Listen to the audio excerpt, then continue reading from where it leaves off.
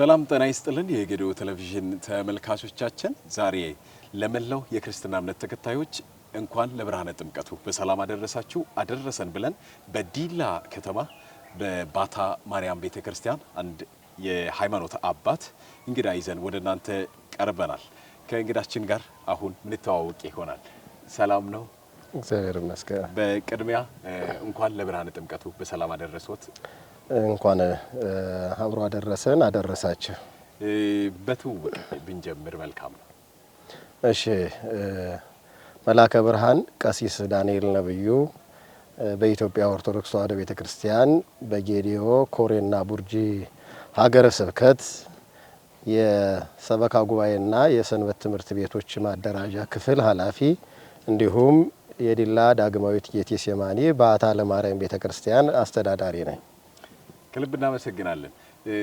እኛም እንግዲህ ጌዲዮ ቴሌቪዥን የጥምቀት በዓልን አስመልክቶ ወደዚህ ስንመጣ አንዳንድ ጥያቄዎችንም ይዘን ነው ከጥምቀት በዓሉ ጋር ተያይዞ ወደ መጀመሪያው ጥያቄ ስንሄድ ጥምቀት ስንል ምን ማለታችን ነው? ሁለተኛው ደግሞ ጥምቀት ለምንድን ነው በውሃ ሊሆን ይችላል? እሺ፣ አመሰግናለሁ። ጥምቀት ማለት ቃሉ አጠመቀ ከሚል ከግዕዝ ቃል የተገኘ ሲሆን ጥምቀት ማለት መነከር መዘፈቅ ማለት ትርጉም ይሰጣል። ስለዚህ ጥምቀት ስንል በውሃ መነከር፣ በውሃ መዘፈቅ ወይም ደግሞ ውሃ ውስጥ ገብቶ ብቅ ጥልቅ እያሉ ወጣ ገባ እያሉ መነከር የሚለውን ትርጉም ይሰጠናል። ሁለተኛው ጥያቄ ጥምቀት ለምንድን ነው በውሃ የሆነው የሚል ሀሳብ ነው ያለው። ሰፊ ጥምቀት በምንና በምን ይከወናል የሚል ሰፊ ትርጉም ያለው ቢሆንም እንደ ኦርቶዶክስ አስተምሮ ጥምቀት በውሃ ነው ብቻ የሚል አስተምሮ የለም። ምን ማለት ነው? ሌላ ትርጓሜ የሚያስፈልገው ትምህርትም የሚያስፈልገው ቢሆንም በዚሁ ባጭሩ ግን ከውሃ ባለፈ የደም ጥምቀትም አለ ብላ ቤተክርስቲያን ስለምታስተምር ምን ማለት ነው? ይሄ ምእመናን ወይም በሌላ እምነት የቆዩ ወይም ክርስቶስን የማያውቁ ሆነው ቆይተው ክርስቶስን ለመከተል ለመጠመቅ የክርስቶስ ተከታዮች ለመሆን አስበው ግን እድሉም ባያገኙ የሚያጠምቃቸው ሰው ባይኖር ካህን ባይኖር ቤተክርስቲያን ባያገኙ እየጓጉ ያለ ተቃራኒ አካል ተነስቶ እነዚህ ሰዎች ላይ በሰይፍ ወይም በሌላ ነገር ቢገላቸው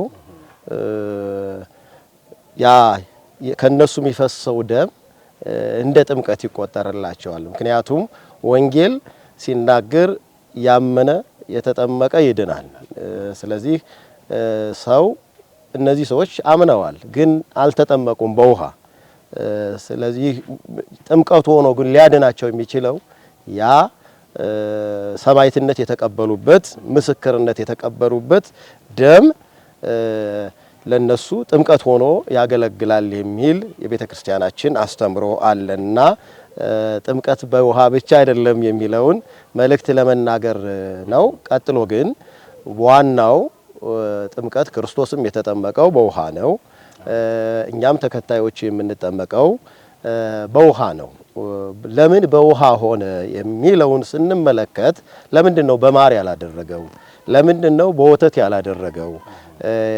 በውሃ ለምን አደረገ የሚል ጥያቄ ቢነሳ መልሱ ብዙ መልስ አለው። ባጭሩ አንደኛ ውሃ ንጹህ ነው። በንጹህ ውሃ ፊታችንን ብናይ ፊታችን ላይ ያለ የቆሻሻውንም ንጹህንም ነገር እንደ መስታወት ሆኖ ያሳየናል። ውሃ በባህሪው ንጹህ ነው። ሌሎች ነገሮች ማር ወተት ቢሆን ፈሳሽ ናቸው። ነገር ግን እነዚህ ነገሮች በራሳቸው ንጹህ አይደሉም። ፊታችንን ሰውነታችንን ሌላን ነገር ሊያሳዩን አይችሉም። አንደኛው ይሄ ነው። ሁለተኛ በማር በወተት ልብሳችንን ብናጥብበት ሰውነታችንን ብናጥብበት ሌላ ውሃ ይፈልጋሉ ለመንጻት ገና እንጂ ብቻቸውን ለንጽህና ያገለግሉ። ወተትም አያገለግልም፣ ማርም አያገለግልም። ስለዚህ ንጹህ ሆኖ ልንታጠብበት የምንችለው ነገር ምንድነው? ውሃ ነው ማለት ነው። ከማርም ከወተትም ከሌሎችም ፈሳሽ ነገሮች በተለየ ንጹህ የሆነ ውሃ ስለሆነ ውሃ በጥምቀት ነው። ሶስተኛ ደግሞ ወተት፣ ማር ለሁሉ የሚገኝ አይደለም፣ በሁሉ ቦታ አይገኝም። ወተት ሊኖረን የሚችለው ሀብት ካለን ላም ካለን ወይም የሚሰጠን ሰው ካለ ነው። ማር ሊኖረን የሚችለው ወይ በገንዘባችን ነው ወይም ደግሞ የምናረባው እርባታ የንብ እርባታ ሊኖረን የግድ ነው። ውሃ ግን የሁሉ ሀብት ነው፣ የደሃውም የሀብታሙም ሀብት ነው። ስለዚህ በማር አድርጎት ቢሆን ኖሮ ጥምቀትን ማር ስላላገኘሁ አልተጠመቅኩም የሚል ምክንያት ሊያነሳ ይችላል ሰው። በወተት አድርጎት ቢሆን ኖሮ ወተትን ስለማላገኘው ነው እኮ ድሃ ስለሆንኩ ነው ያልተጠመቅኩት የሚል ምክንያት ሊያነሳ ይችላል የሰው ልጅ። ስለዚህ በውሃ የሆነው በሁሉም ቦታ በሁሉም ዓለም ለሁሉም የተሰጠ ስለሆነ ጥምቀት በምን ሆኗል ማለት ነው? በውሃ ሆኗል የሚለውን እናገኛለን ማለት ነው። በጣም የሚደንቅ ነው። ምክንያቱም እንዳሉን ውሃን ድሃውም ሀብታሙም ማግኘት የሚችለው ከአምላክ ከእግዚአብሔርም ዘንድ እኩል ለሁሉም የተሰጠ ነው። እውነት ነው። ያ ደግሞ ምክንያታዊ እንዳንሆን ያደርጋል። ያልተጠመቅ ነው በዚህ ምክንያት ነው እንዳንል ያደርጋል። ምክንያቱም ለሁሉም ከፈጣሪ የተሰጠ ስጦታ ስለሆነ በነጻ። እውነት ነው። በጣም ደስ የሚል መልስ ነው። ወደ ሌላኛው ጥያቄያችን ስንሄድ በጥምቀት ጊዜ ታቦት ታጅበው ወደ ጥምቀተ ባህር ሲካሄድ ማየት እንችላለን እና እዛ ላይ ብዙ ጊዜ ከቤተ ክርስቲያን ውጪ ነው ጥምቀት የሚደረገው ወንዞች ያሉበት ቦታ አካባቢ። ከኦርቶዶክስ አስተምሮት አንጻር ሃይማኖታዊ አስተምሮት አንጻር ከቤተ ክርስቲያን ውጪ ወንዞችና ውሃ ባለበት አካባቢ ላይ ጥምቀት መደረጉ አስተምሮቱ ምን ይላል? ጥሩ ጥያቄ ነው። እንግዲህ ጥምቀትን ከዛ በፊት ትንሽ ሀሳብ ብሰጥ ደስ የሚለኝ ምንድነው ወደ ታቦታቱ ወደ ጥምቀተ ባህሩ ከመሄዳቸው በፊት በዓሉ ስለሚከበር ነው ታቦታቱ ወደዛ የሚሄዱት አይደለ? ስለዚህ በዓሉ ለምንድን ነው የሚከበረው የሚለውን ሀሳብ ማንሳት አስፈላጊ ነው። በዚሁ ላይ ማንሳት አለብን። ቀድሞ መነሳት ከዛ ደግሞ ታቦታቱ ወደዛ ስለሚሄዱ ምክንያቱም በዚሁ ጥያቄ ላይ በመጀመሪያው ጥያቄው ላይ የሁለተኛውንም ታቦታቱ የሚሄዱበትን ምክንያትም ስለምናገኘው ነው። ወንጌል ላይም ተጽፎ እንደምናገኘው ሆረ ኢየሱስ እምገሊላ ሀበ ዮሐንስ፣ ኢየሱስ ከገሊላ ተነስቶ ወደ ዮሐንስ ሄደ ይላል። ይሄንን ማርቆስ ወንጌል ምዕራፍ 1 ላይም የምናገኘው ነው። ኢየሱስ ከገሊላ ተነስቶ ዮሐንስ ያጠምቅበት ወደ ነበረው ወደ ዮርዳኖስ ተጉዟል። ስለዚህ በዓሉ የሚከበርበት መጀመሪያ ሐሳብ ኢየሱስ ክርስቶስ በዮሐንስ እጅ የተጠመቀበት ስለሆነ ነው። ኢየሱስ ክርስቶስ ደግሞ ዮሐንስን ወደ እኔ ናልኝ ብሎ አይደለም ያጠመቀው እንዲያጠምቀው ያደረገው። ዮሐንስ ወደ ኢየሱስ ሄዶ አይደለም፣ ኢየሱስ ወደ ዮሐንስ ሄዶ ነው የተጠመቀው። እንደምናውቀው ኢየሱስ ፈጣሪ ነው፣ አምላክ ነው፣ ከዮሐንስ በፊት የነበረ ነው። በክብር ሊነጻጸሩም አይችሉም። ስለዚህ ዮሐንስን ናልኝ ቢለው መምጣት ይችላል። የሱ ደቀ መዝሙር ነው፣ ከሱ በታች ያለ ነው። ማን? ቅዱስ ዮሐንስ ናና ጥምቀኝ ማለት ይችላል። ግን ኢየሱስ ክርስቶስ ወደ ዮሐንስ ሄዶ ነው የተጠመቀው። ስለዚህ በዓሉን የምናከብረው ኢየሱስ ክርስቶስ በዮርዳኖስ ወንዝ የተጠመቀበትን ምክንያት አድርገን ነው።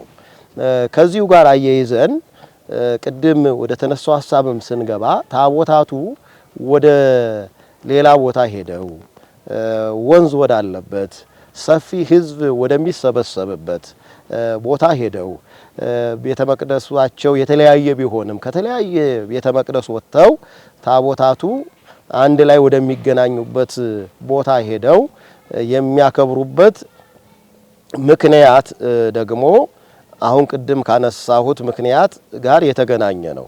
በመጀመሪያ እለቱም ታቦታቱ የሚወርዱበት እለት ወይም ጥር 10 ቀን ከተራ ተብሎ ይታወቃል።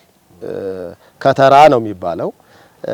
ከተራ ማለት መሰብሰብ፣ ውሃውን የሆነ ነገርን ማጠራቀም ማለት ነው። ይሄ ምን ማለት ነው? ውሃው ታቦታቱ የሚሄዱት ወደ ወንዝ ወዳለበት ነው አብዛኛውን ጊዜ። ያ ካልሆነ ደግሞ ጊዜያዊ የውሃ ማጠራቀሚያ ተፈጥሮ በዛ ላይ ውሃ ተከማችቶ ነው የሚጠመቀው ጥምቀት የሚከናወነው። ስለዚህ ወንዙ ወዳለበት ይሄድና ወንዙ ምንድነው የሚደረገው? ወራጅ የነበረው በሆነ ነገር ይገደባል። ይሄ ማለት መከተር ማለት ነው፣ መሰብሰብ ማለት ነው። የሚሄደው ይቆምና እንዲሆን ለጥምቀቱ እንዲመች ይደረግና ይከተራል ማለት ይሰበሰባል። ውሃውን እንዳይወርድ የሚሄድ ብዙ ሊኖር ይችላል፣ ግን እንዲያመች ሰው ገብቶ እንዲጠመቅበት፣ እንዲዘፈቅበት፣ እንዲነከርበት ሆኖ ይመቻቻል። ስለዚህ ከተራ የሚለው ያኛው ውሃው ወንዙ ወራጁ የሚሰበሰብበት መሰብሰብ የሚል ትርጉም አለው። ስለዚህ አንደኛው ትርጉም። ሁለተኛ ደግሞ ታቦታቱ ከተለያየ ቦታ ወደ አንድ ቦታ ይሰበሰባሉ ማለት ነው። ከየቤተ መቅደሳቸው ወጥተው ይሰበሰባሉ። በ10 ሁሉም ታቦታት ወደሚያድሩበት ቦታ ሄደው ይሰበሰባሉ። ለምንድን ነው ዓመቱን ሙሉ ቅዳሴ የሚከናወነው አገልግሎቱ የሚከናወነው በተሰራለት ቤተ መቅደስ ሆኖ እያለ የጥምቀት ዕለት ግን ወደዛ የሚወርዱት ለምንድን ነው? ከመንበረ ታቦቱ ካለበት ከቤተ መቅደሱ ወጥቶ የሚሄደው የሚለውን ስንመለከት ኢየሱስ ክርስቶስ ቅድም ስናነሳ ከገሊላ ተነስቶ ወደ ዮሐንስ ወደ ነበረበት ያጠምቅበት ወደ ነበረው ወደ ዮርዳኖስ እንደሄደ ለማመልከት ነው።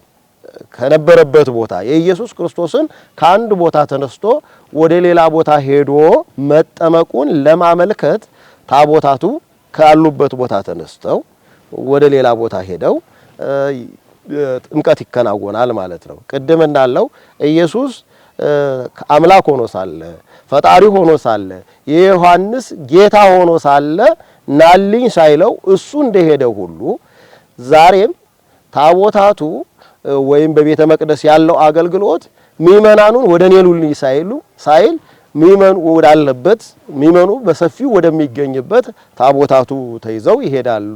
ስለዚህ ታቦታቱ ወደ አንድ ቦታ ተሰብስበው የምናከብርበት ምክንያቱ ከቤተ መቅደስ ወጥተው የምናከብርበት ምክንያት ኢየሱስ ክርስቶስ ከገሊላ ተነስቶ ወደ ዮሐንስ ወደ ዮርዳኖስ ወንዝ ሄዶ መጠመቁን ምክንያት ምሳሌ በማድረግ ነው ማለት ነው።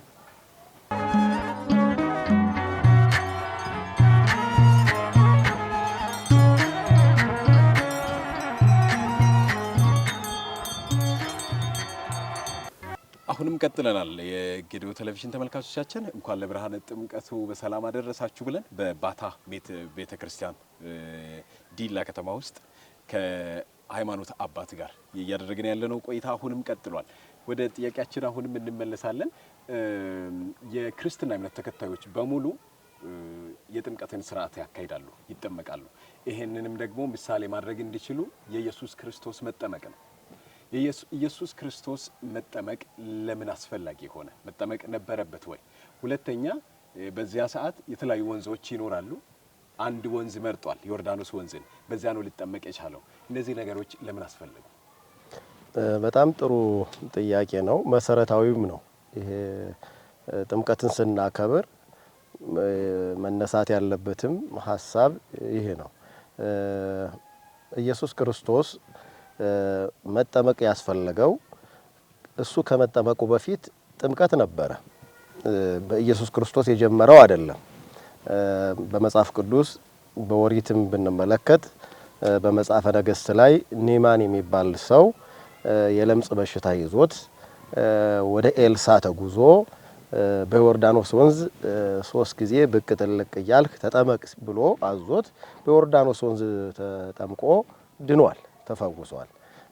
ከዛም ባለፈ ደግሞ በሐዲስ ኪዳን በዮሐንስ ወንጌል ምዕራፍ 5 ላይም እንደምናገኘው 38 ዓመት በደዌ ተይዞ የነበረው ታሞ ይኖር የነበረው አልጋ ላይ የነበረው ሰውዬ ክርስቶስ ሊፈውሰው ሲመጣ መዳን ትወዳለህን ሲለው ከ38 ዓመት ጀምሮ እዚያ መኖሩን ግን ወደ መጠመቂያው ሊያወርደኝ የሚችል ዘመድ የለኝም ሰው የለኝም ሲል ክርስቶስ ሂድና ክርስቶስ ዳን ብሎ እንዳዳነው እንመለከታለን። ምን ማለት ነው? ግን በዚህ ላይ ክርስቶስ ሳይጠመቅም አድኖታል። ግን ጥምቀት ነበረ። ሌላው ቅዱስ ዮሐንስ የንስሐ ጥምቀት እያጠመቀ መጣ ይላል። ማርቆስ ወንጌል ምዕራፍ 1 ላይ ስንመለከት ቅዱስ ዮሐንስ የንስሐ ጥምቀት ኃጢአታችሁ ይሰረይላችሁ ዘንድ ንስሐ እየገባችሁ ተጠመቁ እያለ ያጠምቅ ነበር። ይሄ ማለት ምን ማለት ነው? ክርስቶስ ከመጠመቁ በፊትም ጥምቀት ነበረች። የክርስቶስ ጥምቀት ግን ከነዚህ ሁሉ ጥምቀቶች የተለየ ጥምቀት ነው። ምክንያቱም ክርስቶስ ሲጠመቅ ሊከብርበት አይደለም፣ ጥምቀቱን ሊቀደስበት አይደለም፣ በረከት ሊያገኝበት አይደለም፣ ሊድንበትም አይደለም። ምክንያቱም ከብር ኃይል ክቡር አምላክ ነው፣ ቀደስ ኃይል ቅዱስ አምላክ ነው፣ እጸድቅ ኃይል ጻድቅ አምላክ ነው፣ እድን ኃይል መድኃኒት የሆነ አምላክ ነው። ለምን መጠመቅ አስፈለገው የሚለውን ጥያቄ ስንመለከት ለአራት ጉዳዮች ክርስቶስ ተጠምቋል። እነሱም ባጭሩ ሰፊ ትምህርት ስለሆነ ባጭሩ ለመናገር ያህል ዋናው መሰረታዊ ክርስቶስ የተጠመቀበት ምክንያት እንደምናውቀው አዳም አባታችን እግዚአብሔር ዕፀ በለስን በመብላቱ እግዚአብሔርን የመሰለ ጌታ ገነትን የመሰለ ቦታ አጥቶ ነበረ። የሞት ሞትም ሞቶ ነበር አዳም እና ዲያብሎስ መጥቶ ሸክማችሁን እንዳቀልላችሁ ነፃ እንዳወጣችሁ አንድ ነገር አድርጉልኝ አላቸው። ይሄ በትውፊት የተቀመጠ ነው እና ምንድነው ያላቸው? አዳም ገብሩ ለዲያብሎስ ሔዋን አመቱ ለዲያብሎስ። ምን ማለት ነው? ወደ አማርኛ ስናመጣው አዳም የዲያብሎስ ባሪያው ነው፣ ሔዋንም ደግሞ የዲያብሎስ ሴት አገልጋይ ነች የሚል ጽሑፍ አዘጋጅቶ ይሄንን ፈርማችሁ ስጡኝ፣ ይሄን ከሰጣችሁኝ ነፃ ወጣችኋለሁ የሚል ተናግሯቸው ነበር። እነሱም ነፃ የሚወጡ መስሏቸው ይሄንን አድርገው ሰጥተውታል። ምንድነው ያደረገው? ሁለት ቅጅ ነው፣ ሁለት ኮፒ አድርጎ ነው የተቀበላቸው። አንዱን በየታስቀምጦት ነበረ፣ በሲኦል አስቀምጦታል። ምክንያቱም የሰው ልጅ ሙሉ ሲሞት ነፍሱ ይገባ የነበረው ሲኦል ስለነበረ፣ ስለዚህ በሲኦል አስቀምጧል። ሁለተኛውን ደግሞ በዮርዳኖስ ወንዝ ቀብሮት ነበር። ማን? ዲያብሎስ ማለት ነው። ስለዚህ ክርስቶስ መጠመቅ ያስፈለገው አዳምንና ልጆቹን የዕዳ ደብዳቤያቸውን ሊቀድላቸው፣ ያ በዮርዳኖስ ወንዝ የተቀበረውን የዕዳ ደብዳቤያችንን ሊያጠፋልን ሊደመስስልን ክርስቶስ ተጠመቀ። አንዱ የተጠመቀበት ይሄ ነው። በዚሁ በኋላ ላይ ያነሳዋለሁ ለምን በዮርዳኖስ ሆነ የሚለውንም ማለት ነው። አንደኛው ይሄ ስለሆነ ነገር፣ ሁለተኛው ግን የዕዳ ደብዳቤያችንን ለመደምሰስ ነው ካልነው በተጨማሪ ክርስቶስ መጠመቅ ያስፈለገው ለምንድን ነው ስንል ለኛ አራያ ሊሆን ነው። ለምሳሌ ማቴዎስ ወንጌል ምዕራፍ 4 ላይ ስንመለከት ክርስቶስ 40 ቀንና 40 ሌሊት ጾመ። ከጾመ በኋላ እኛን ደግሞ እንድንጾም አዘዘን ማለት እሱ ጾሞ ነው። ጾሙ ለሱ አይጠቅመው፣ ምክንያቱም በረከት አያገኝበትም፣ አይጸድቅበትም። የሆነ ዋጋ ለማግኘት አይደለም የጾመው። ለምንድን ነው የጾመው? ለኛ አራያ ለመሆን ነው። እናንተም ጾሙ ሲል ነው። እኔ እንደ ጾምኩ እናንተም ጾሙ ሲለን ጾሟል። እንደዚሁ ተጠመቁ ሲለን ራሱ ተጠምቆ ነው። ስለዚህ ያመነ የተጠመቀ ይድናል፣ ያላመነ ያልተጠመቀ ይፈረድበታል ይሄ በማርቆስ ወንጌል ምዕራፍ 16 ላይ የተቀመጠ ኃይለ ቃል ነው። በዮሐንስ ወንጌል ምዕራፍ 3 ላይም ደግሞ ከውሃና ከመንፈስ ካልተወለዳችሁ በስተቀር ወደ እግዚአብሔር መንግሥት ልትገቡ አትችሉም ብሏል። ይሄ ምን ማለት ነው? ጥምቀት ለመዳን መሰረታዊ ጉዳይ ነው። አንድ ክርስቲያን ላይ ላለ ሰው መፈጸም ያለበት ማከናወን ያለበት ከማመን ቀጥሎ ምን አለ ማለት ነው? መጠመቅ የግድ ይላል። ስለዚህ መጠመቃችን ዝም ብሎ እሱ ሳያደርገው እንዴት ተጠመቋለን እንዳንል፣ እሱ ደግሞ ፍጹም አምላክ ፍጹም ሰው ስለሆነ የኛል ስጋ ስለለበሰ ሰው የሰራውን ሁሉ ከኃጢአት በስተቀር እየፈጸመ ስለመጣ እናንተም እኔ እንደፈጸምኩ ፈጽሙ ሲለን አርአያ ለመሆን ምሳሌ ለመሆን ኢየሱስ ክርስቶስ ተጠመቀ። ሁለተኛው ሶስተኛው ትሕትናውን ሊያሳይ ነው። ትሕትናውን ሊያሳይ ምን ማለት ነው? በዮሐንስ ወንጌል ምዕራፍ 13 ላይ ኢየሱስ ክርስቶስ በሐሙስ ምሽት አርብ ሊሰቀል ሐሙስ ምሽት ምንድነው ያደረገው?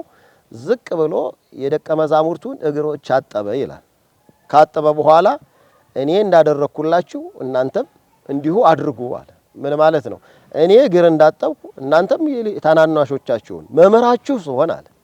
መምህራችሁ ስሆን መምህር እያላችሁኝ እኔ እናንተ መምህር ሆኜ የእናንተን እግር አጠብኳቸው።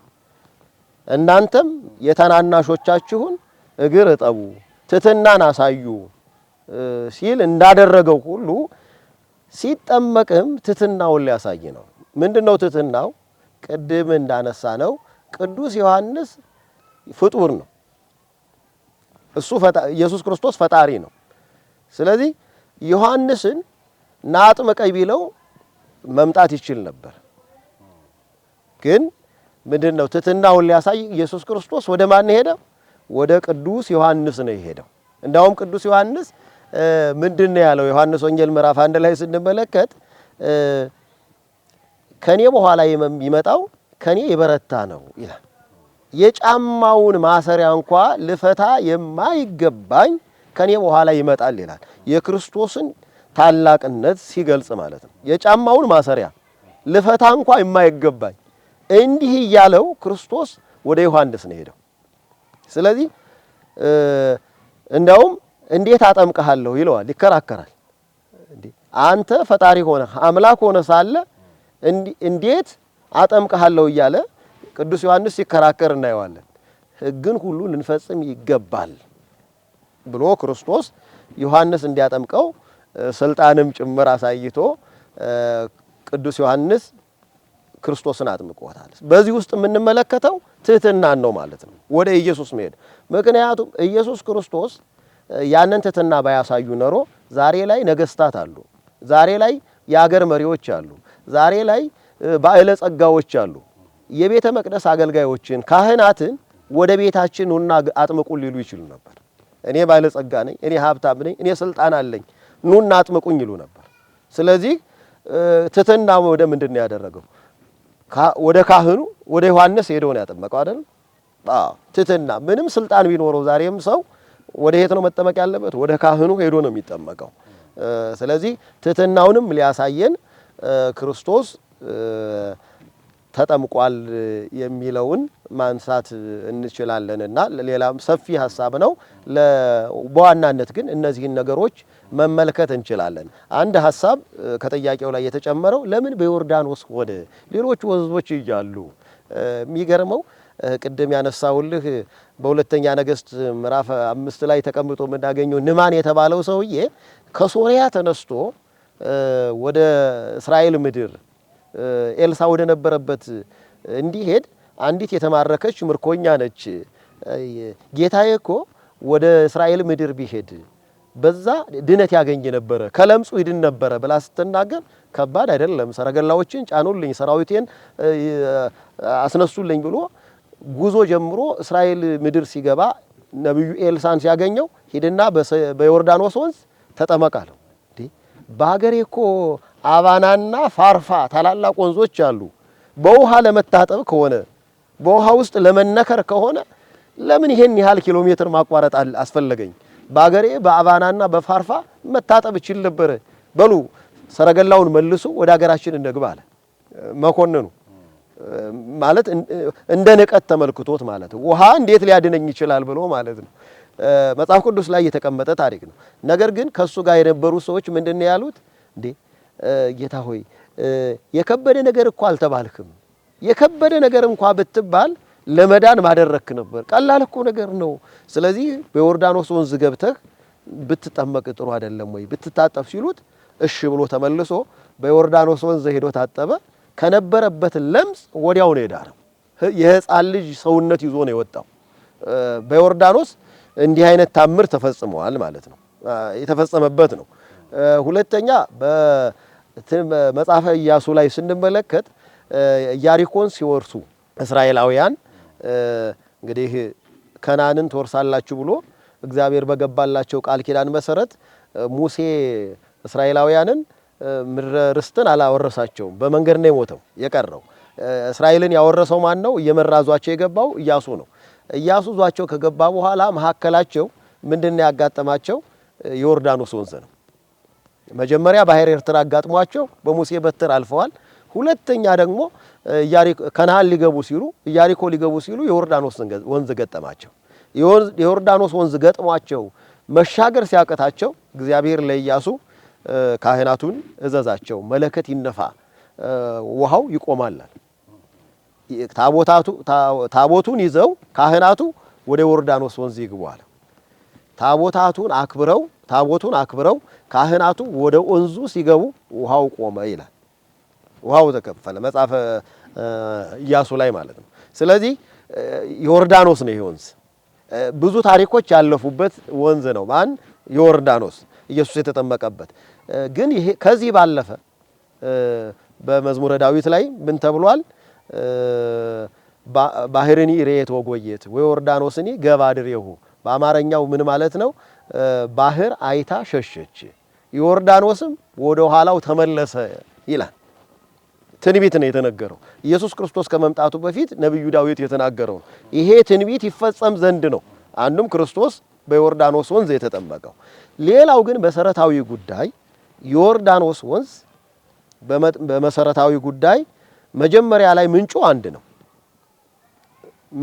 ነው አንድ ሆኖ ከመጣ በኋላ ለሁለት ይከፈላል ዮርና ዳን ተብሎ ዮር ዳኖስ ተብሎ በሁለት ይከፈላል ዮር ዳኖስ ለሁለት ይሆናሉ በሁለት ይወርድና ተመልሶ ለሁለት ከተከፈለ በኋላ ይገናኛል እንደ ተከፈለ አይቀር ሁለቱ ወንዞች እንደገና ዮርና ዳኖስ የተባሉት ደግሞ ለሁለቱ ይገናኛሉ ከተገናኙ በኋላ አብረው ይሄዳሉ ማለት ክርስቶስ የተጠመቀው የትኛው ላይ ነው የተከፈለው ቦታ ላይ አይደለም የተከፈለበትም ቦታ ላይ ሳይሆን ሁለቱ እንደገና በተገናኙበት ቦታ ላይ ነው የተጠመቀው ክርስቶስ ማለት ነው ይሄ በጣም መሰረታዊ ምስጢር ያለው ነው እንደምንመለከተው እንደምናውቀው ህዝብ ሁሉ ትውልድ ሁሉ የተገኘው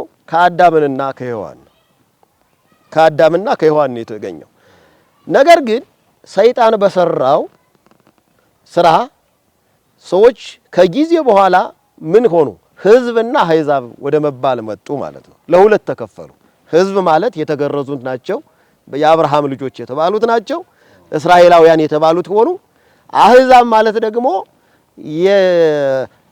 የአብርሃም ልጆች ያልሆኑት ያልተገረዙት በዛን ጊዜ ግዝረት ለመዳን ምክንያት ምልክት ስለነበረ ዋናም ነበር ለመዳን የእግዚአብሔር ህዝብ ለመባል የሚያስፈልግ ነገር ነበር ማን ግዝረት ማለት ነው ስለዚህ ያልተገረዙት በሙሉ የአብርሃም ልጆች አይደሉም ወይም ደግሞ በሌላ ቋንቋ የእግዚአብሔር ልጆች አይደሉም የእስራኤል ልጆች አይባሉም ነበር ከዛ በኋላ ግን ክርስቶስ ሲመጣ ክርስቶስ የተወለደው ራሱ ከህዝብና ከአሕዛብ ነው ከየትኛው ነው ከእስራኤል ወገን ብቻ አይደለም ክርስቶስ የተወለደው ትውልድ ሐረጉን የክርስቶስ እናት ማርያም ነች ከማርያም እየቆጠርን ወደ ኋላ ብንሄድ ማን ጋር እንደርሳለን ቡኤዝ የሚባል ሰው ጋር እንደርሳለን የቡኤዝ ሚስት ደግሞ ሩት የምትባል በመጽሐፍ ቅዱስ መጽሐፍ የተጻፈላት መጽሐፈ ሩት የሚባል ታሪኳ የተጻፈላት ሰው ይህች ሴት ደግሞ ከአሕዛብ ወገን ነች ኑሃሚን የምትባል አማቷ ነች። ከሷ ጋር ተሰዳ ከአህዛብ ምድር ካልተገረዙት ማለት ነው። በነገራችን ላይ ግርዘቱ ወንዶች እንጂ ሴቶች እንደሚገረዙ መጽሐፍ ቅዱስም አያስቀምጥም። እና ከአህዛብ ከተባሉት የእግዚአብሔር ሕዝቦች ካልተባሉት ተለይታ ወደ ከሞዓብ ሀገር ወጥታ ወደ ማን ሄደች? ወደ እስራኤል ምድር መጣች ማለት ነው። ያችን ሴት ማናገባት? የዳዊት ቅድመ አያት የሆነው የዳዊት አባት እሴይ ነው። የእሴይ አባት ቦዔዝ ነው። ቦዔዝ አገባት ማለት ነው። የሱን ቃርሚያ ስትቃርም ወደ ቤቱ አስገባት። ከሩት ማን ተወለደ? እሴይ ተወለደ። ከእሴይ ደግሞ ማን ተወለደ? ዳዊት ተወለደ። ስለዚህ ክርስቶስ የማን ልጅ ነው የሚባል? የዳዊት ልጅ ነው። ገብቷችሁ? የክርስቶስ የማን ልጅ ነው? የዳዊት ልጅ ነው። የዳዊት ልጅ ነው ማለት ደግሞ በሌላ ቋንቋ ከሕዝብም ከአሕዛብም ነው። ከእስራኤል ወገን ከአብርሃምም ልጅም ከአብርሃም ወገን ካልሆኑትም የተገኘ ነው። ማን? ክርስቶስ። ምን ማለት ነው? ይሄ ትርጉሙ ከዛሬ ጀምሮ ሕዝብና አሕዛብ የሚባል የለም። ሁሉም በአዲስ ኪዳን ክርስቶስ ከተወለደ በኋላ ሁሉም አንድ ነው። አንድ ነው። አንተ አይሁዳዊ፣ አንተ ግሪካዊ፣ አንተ ጨዋ የሚባልበት የለም። ያመነ ሁሉ በክርስቶስ አንድ ነው የሚለውን ለመግለጽ ክርስቶስ በየት ተጠመቀ ማለት ነው? እዛ ሁለቱ ወንዞች በተገናኙበት ቦታ ላይ ተጠመቀ። ስለዚህ በዮርዳኖስ ሲጠመቀው ዋናው እዛች ቦታ ላይ ነው፣ ሁለቱ በተገናኙበት ላይ ነው። ቀደም እንደገለጽኩልህ በዮርዳኖስ ደግሞ ምን ስለተቀበረ ነው? የዕዳ ደብዳቤ እዛም ተቀብሮ ስለነበረ ያንን ሊያቀልጥልን ኢየሱስ ክርስቶስ የዮርዳኖስን ወንዝ መረጠ የሚለውን ታሪክ እናገኛለን። ምክንያቱ ይሄ ነው፣ ከረጅሙ ባጭሩ ማለት ነው።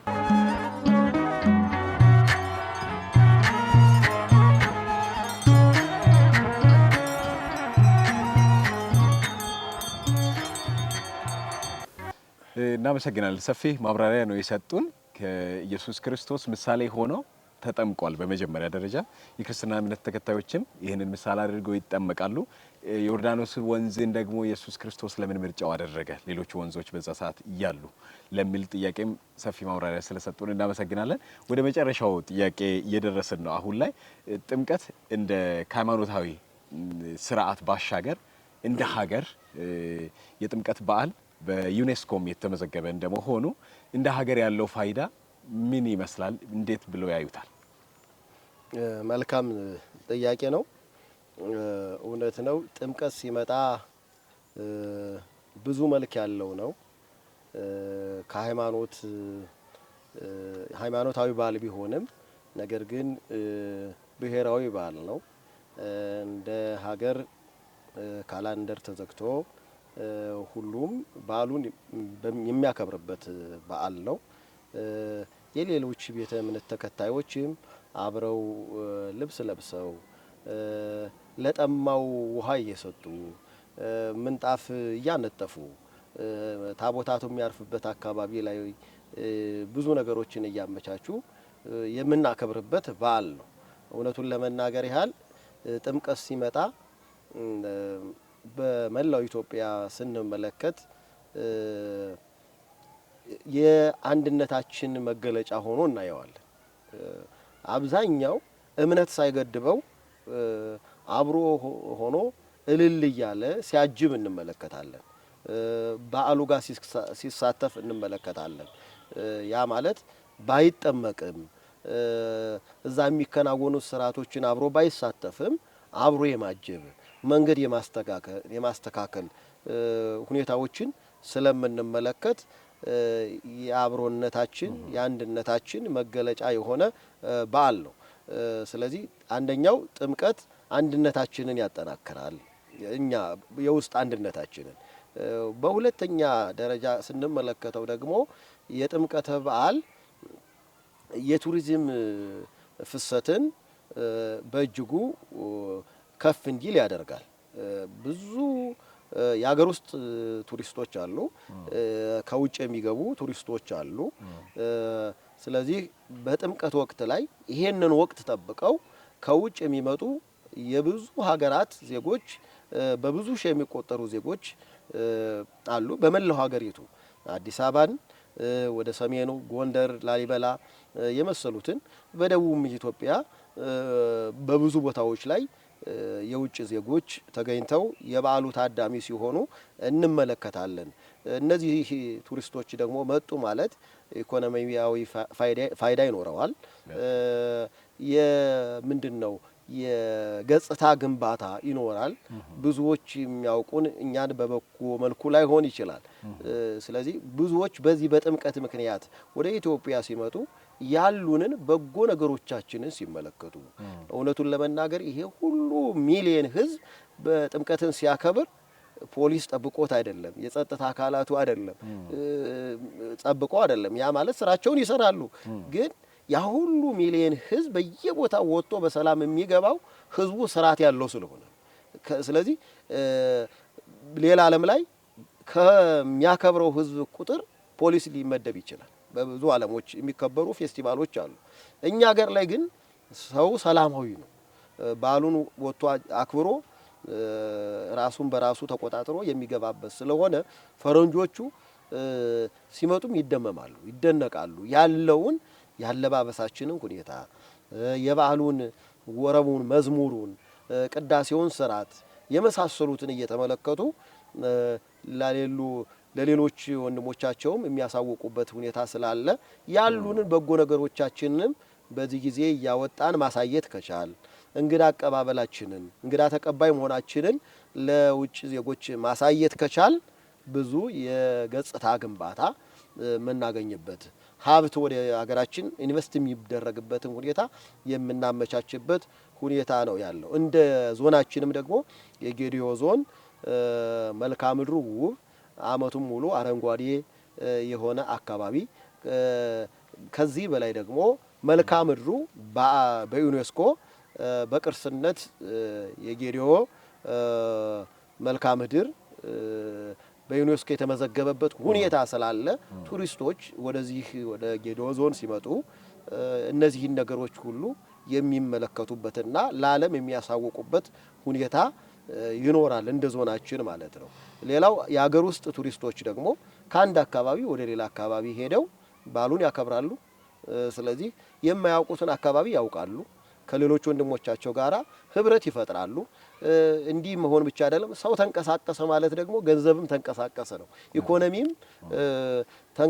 ያድጋል ማለት ነው፣ ለውጥ ይኖራል ማለት ነውና በጥምቀት ወቅት ብዙ ነገሮች እንደምንመለከተው ሁሉም ነጭ ለብሶ ነው የሚወጣው።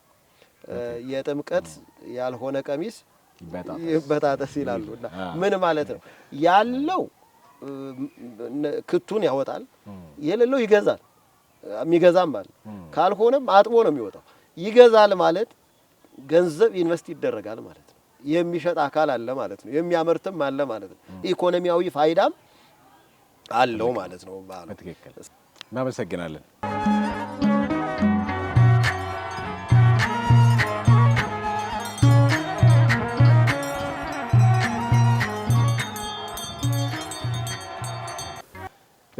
እንደው እንደ ዲላ ከተማ እንደ ጌዲዮ ዞን ብዙ የክርስትና እምነት ተከታዮች አሉ። በኦርቶዶክስ እምነት ውስጥ ያሉ በዓሉ በድምቀት እንደሚከበር ከተማ ውስጥ ያሳያል ያለው ሁኔታ ድባቡና አሁን ላይ እንደ ቤተ ክርስቲያን እንደ ዲላ ከተማም ያለው ዝግጅት በዓሉን ለማክበር ምን ይመስላል?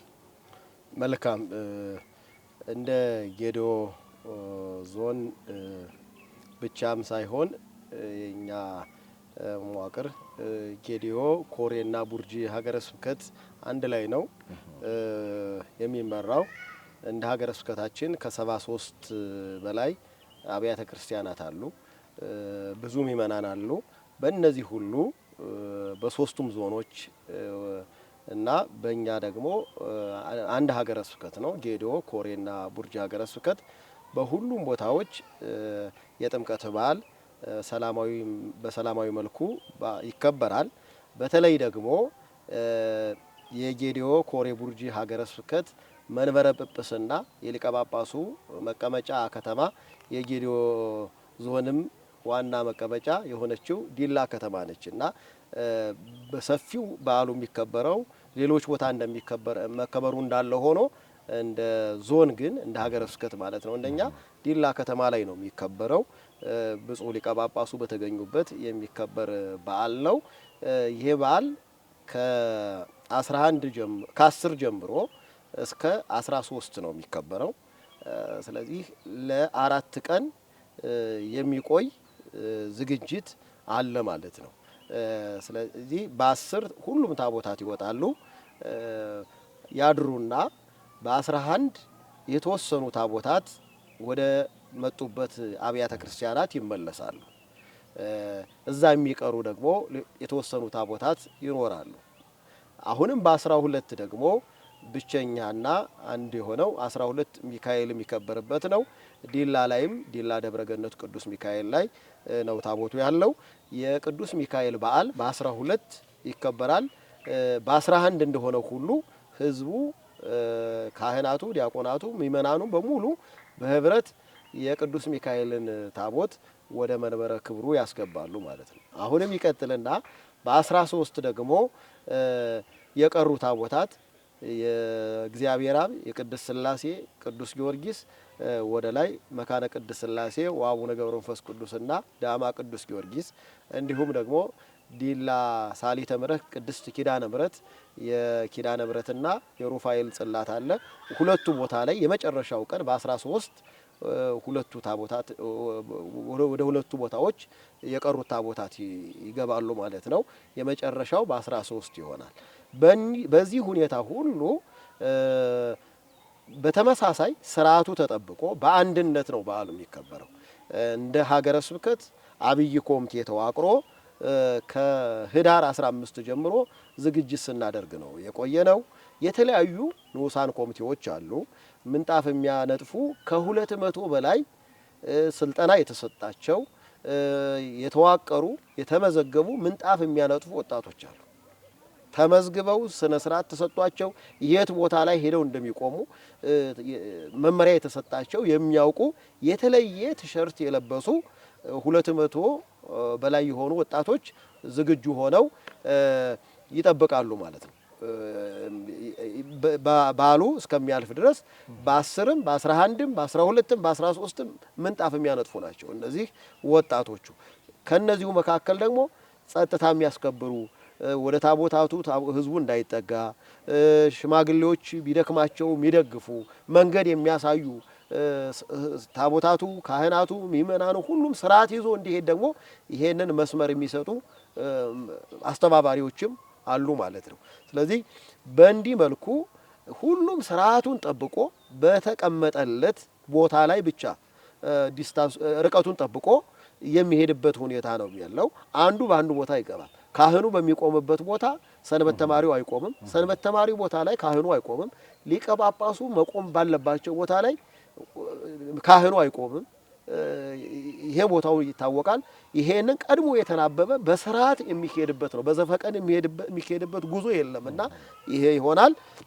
ሌላው ጸጥታውን በተመለከተ ምንም እንኳ ዲላ ከተማችን ሰላማዊ ብትሆን ምእመኑም በሰላም ወጥተን በሰላም ለመግባት ብዙ ተጨማሪ ነገር የማይፈልግ ራሱን በራሱ መጠበቅም የሚችል ስርዓት ያለው ህዝብ ቢሆንም እንኳ ከዲላ ከተማ ፖሊስ መምሪያ ጋራ ግንኙነት አድርገናል፣ ስብሰባ አድርገናል፣ ውይይት አድርገናል።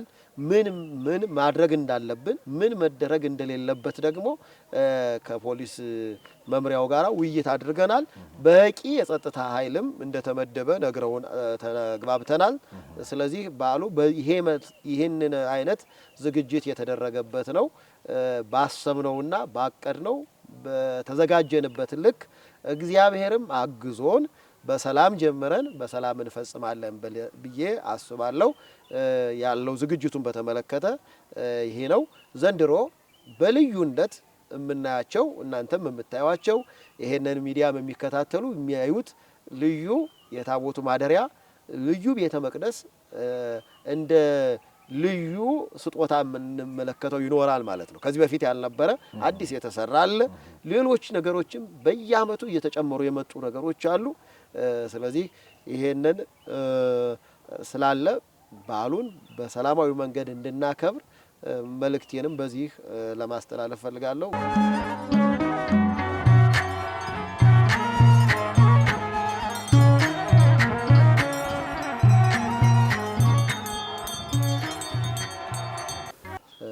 ይህ መልእክት የሚደርሳችሁ በጌዲዮ ቴሌቪዥን ይህን መርሃ ግብር እየተከታተላችሁ ያላችሁ ህዝበ ክርስቲያን በዓሉን በመናከብርበት ጊዜ የበዓሉን ምክንያት ተረድተን መሰረታዊ ሐሳብ ተረድተን ሰላማዊ በሆነ እንቅስቃሴ በፍቅር በመተባበር በመረዳዳት አንዱ የሌላውን ሸክም በመሸከም እንድናከብር የሚገጥሙን እንቅፋቶች ካሉ እንኳ ያስወገድንና እየተባበርን በዓሉን እንድናከብር መልእክቴን አስተላልፋለሁ። ከብዙ መጥፎ ነገሮች ራሳችንን በመጠበቅ በዓል ሲመጣ ማክበር ያለብን በመጠጣት ባልሆኑ አጸያፊ ጉዳዮች ሳይሆን የእምነቱ መርሆ የሚጠይቀውን ነገር በማድረግ መሆን ያስፈልጋልና እምነቱ መብል መጠጥ በልኩ እንዳለ ሆኖ ግን ያለ ልክ በመጠጣት ያለ ልክ ሐሴት በማድረግ በዓሉን እንድናከብረው ቤተክርስቲያናችን አትፈቅድም። ስለዚህ በዓሉን በልክ በሆነ ደስታ የሃይማኖቱ መርሆ በሚጠይቀው መሰረት እና የቤተክርስቲያን አባቶች በሚሰጡን መመሪያ መሰረት እንድናከብር መልእክቴን አስተላልፋለሁ። በዓሉ የሰላም የፍቅር የበረከት የመቻቻል በዓል እንዲሆንልን ከተራ በዓል ጀምረን እስከ ፍጻሜው ድረስ አምላካችን እግዚአብሔር በሰላም አስጀምሮ በሰላም እንዲያስፈጽመን ቅዱስ ፈቃዱ ይሁንልን። ወስብሐት ለእግዚአብሔር ወለወላዲቱ ድንግል ወለመስቀሉ ክቡር አሜን።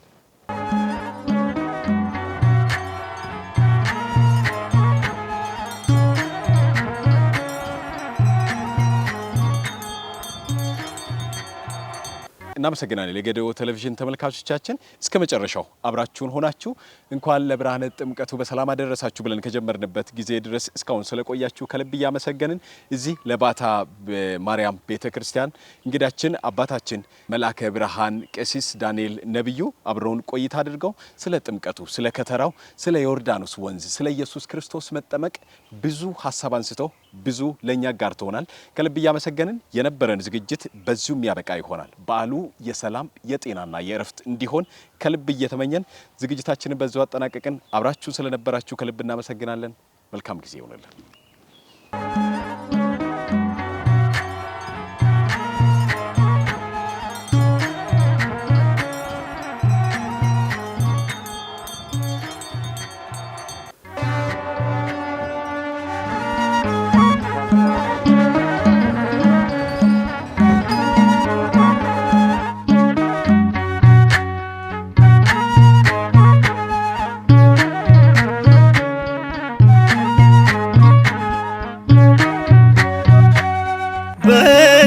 ዮሐንስ ተጠምቀ ኢየሱስ ናዝራዊ በእደ ዮሐንስ ተጠምቀ ኢየሱስ ናዝራዊ ሰማያዊ ሰማያዊ ሰማያዊ ሰማያዊ ሰማያዊ ኢየሱስ ናዝራዊ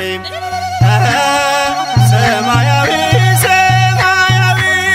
ሰማያዊ ሰማያዊ ሰማያዊ ኢየሱስ ናዝራዊ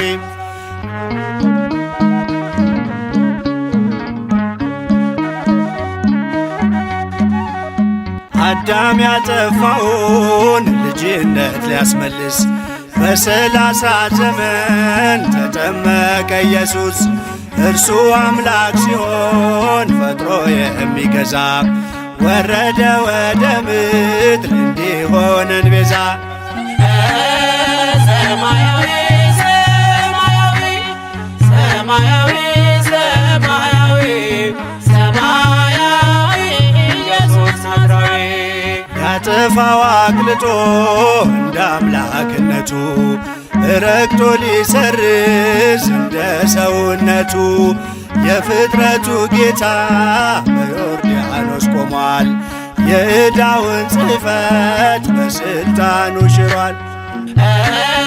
ሰማያዊ ሰማያዊ ሰማያዊ ሰማያዊ ሰማያዊ ኢየሱስ ናዝራዊ የአንድ አንድነት ሶስትነት ተገልጧል ምስጢሩ በእደ ዮሐንስ ተጠምቆ መምህሩ አብን በደመና ለልጁ መስክሯል በአምሳለ ርግብ መንፈስ ቅዱስ ወርዷል።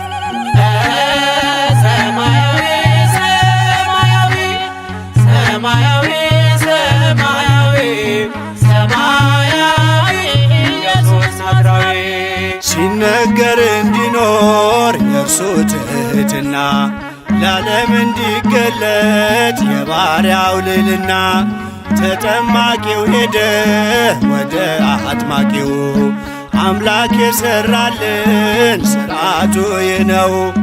ወደ ዮሐንስ ተጠምቀ ኢየሱስ ናዝራዊ ወደ ዮሐንስ ተጠምቀ ኢየሱስ ናዝራዊ ሰማያዊ ሰማያዊ ሰማያዊ ሰማያዊ ሰማያዊ ኢየሱስ ናዝራዊ